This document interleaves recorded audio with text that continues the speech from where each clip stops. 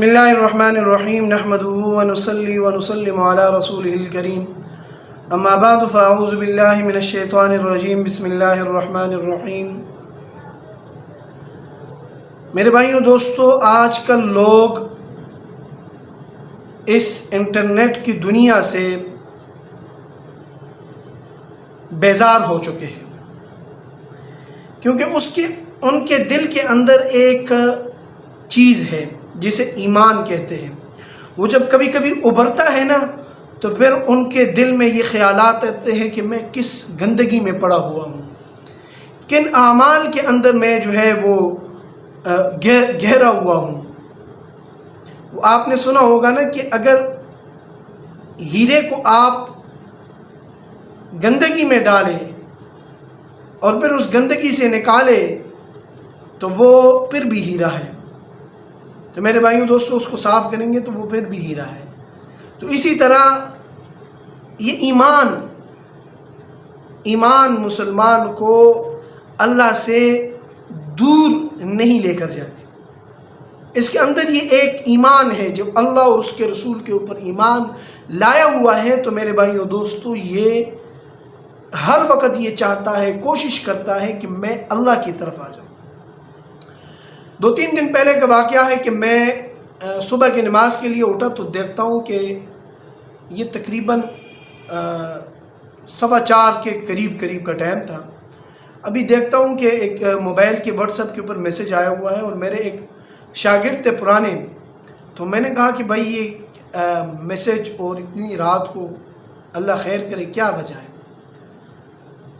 تو وہ جب میں دیکھتا ہوں تو انہوں نے مجھے کہا تھا کہ مولانا صاحب، قاری صاحب، میں تھک چکا ہوں اس زندگی سے، نہ نماز ہے، نہ روزہ ہے، نہ سبق ہے، کچھ بھی نہیں، اور میں تھک چکا ہوں کہ میں کیا کروں۔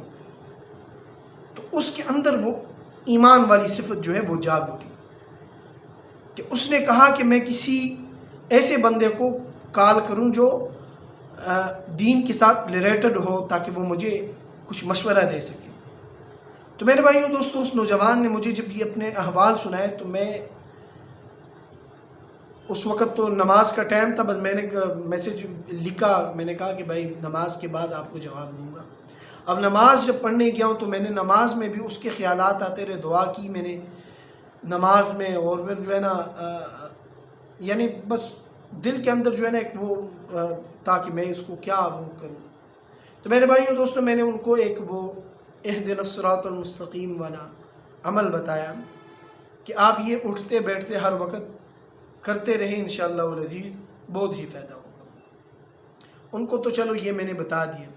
اب دوسری بات یہ ہے کہ یہ جو ہے جو آج میں آپ کو بتانے جا رہا ہوں ان نوجوانوں کو جو کہتے ہیں کہ ہماری جو تنہائیاں ہیں وہ پاک ہو جائیں، ہماری تنہائیوں میں ہمیں اللہ یاد آتا رہے اور اللہ ہمارے سامنے ہو، ہم سے کوئی گناہ اگر ہم چاہتے بھی ہے تو وہ ہم سے نہ ہو سکے، ہمارا دل صاف ہو جائے، تنہائیوں میں بھی ہم اللہ اللہ کرتے رہے۔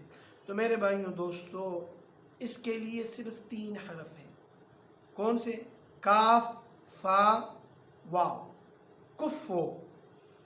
آپ نے کفو کا جو ہے یہ ایک تسبیح روزانہ صبح و شام آپ نے پڑھنی ہے۔ ایک تسبیح سے مراد یہ کہ آپ نے 100 مرتبہ صبح اور 100 مرتبہ آپ نے شام کو کفو والا وظیفہ پڑھنا ہے۔ تو انشاءاللہ عز و جل اللہ کے فضل و کرم سے میں کہتا ہوں کہ یہ ایک آخری جو کہتے ہیں طلسمیاتی دنیا کا کوئی معجزانہ کوئی وہ ہو، تو یہ آخری آپ کہہ دیں، آپ جو ہے نا انشاءاللہ العزیز کے اوپر عمل کریں تو بہت ہی فائدہ ہو۔